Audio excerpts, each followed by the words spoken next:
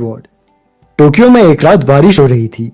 तब इस किताब के दोनों लेखक यानी हम दोनों पहली बार मिलकर नगर के छोटे से बार में चर्चा कर रहे थे।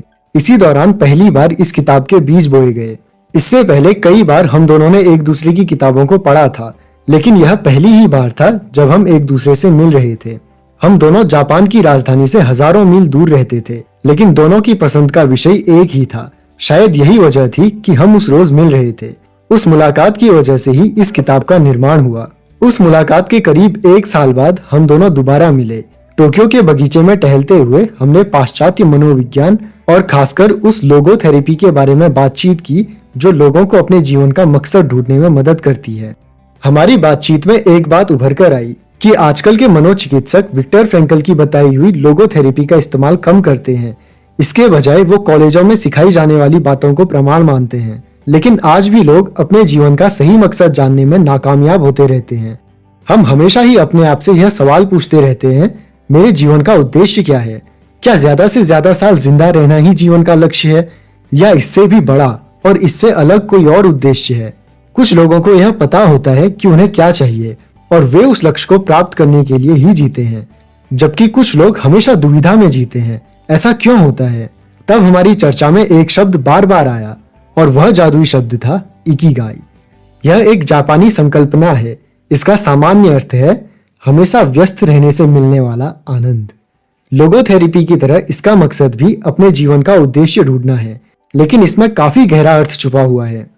इकिगाई शब्द जापान के लोगों की लंबी आयु का रहस्य बताता है। ओकिनावा जैसे शहर में रहने वाले लोगों की आयु काफी ज्यादा होती है।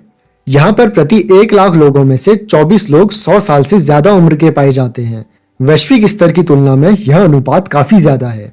जिन लोगों ने यह राज पता लगाने के लिए अध्ययन किया है, उनका कहना है कि अच्छा भोजन, ग्रीन टी तथा अच्छे मौसम इसमें बड़ी भूमिका निभाते हैं।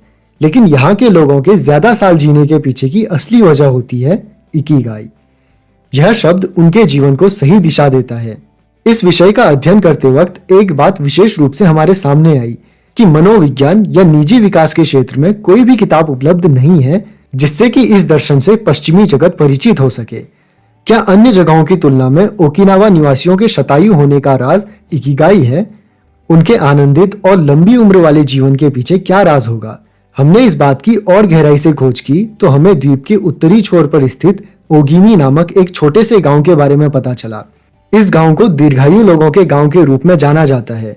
3000 लोगों के इस छोटे से गांव में विश्व के सबसे ज्यादा दीर्घायु लोग रहते हैं। ओकिनावा ऐसी जगह स्थित है जहां जापान का सिकुआसा फल, यह एक नींबू की तरह दिखने वाला और एंटीऑक्सीडेंट्स की बहुत ज्यादा मात्रा वाला फल है, जो कि यहाँ सर्वाधिक मात्रा में मिलता है। कहीं यह फल तो इनकी लंबी उम्र का राज नहीं है? मोरिंगा चाय बनाने के लिए जो शुद्ध पानी इस्तेमाल होता है, कहीं वह तो इसके पीछे की वजह नहीं? हमने जापानियों के शतायु होने का रहस्य व्यक्तिगत तौर पर जानने की ठान ली। 1 साल के प्रारंभिक शोध के बाद हम अपने कैमरों और रिकॉर्डिंग उपकरणों के साथ ओकिनावा पहुंच गए। वहां के लोग काफी प्राचीन भाषा बोलते हैं और जीववादी धर्म के उसूलों के अनुसार जीते हैं। हमारे पहुंचते ही वहां के लोगों ने स्नेहशीलता के साथ हमारा स्वागत किया।